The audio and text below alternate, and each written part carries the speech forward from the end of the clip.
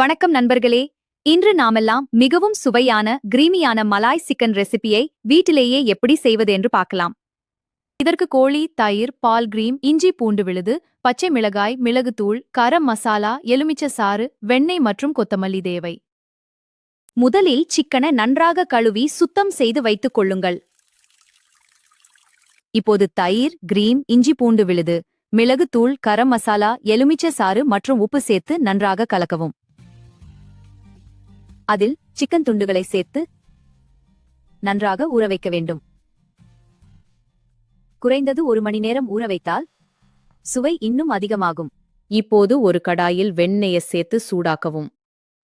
அதில் நறுக்கிய பச்சை மிளகாயை சேர்த்து லேசாக வதக்கவும். இப்போது ஊற வைத்த சிக்கனை சேர்த்து மிதமான தீயில் நன்றாக வேக விடுங்கள்.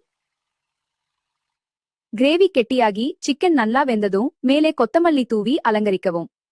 சூடான நான், ரொட்டி அல்லது சப்பாத்தியுடன் பரிமாறினால் இந்த மலாய் சிக்கன் மிக அருமையாக இருக்கும். Hungry for more? Hit that subscribe button, smash the like and share with your friends. Stay tuned with Tamil Cooking Tune for more recipes.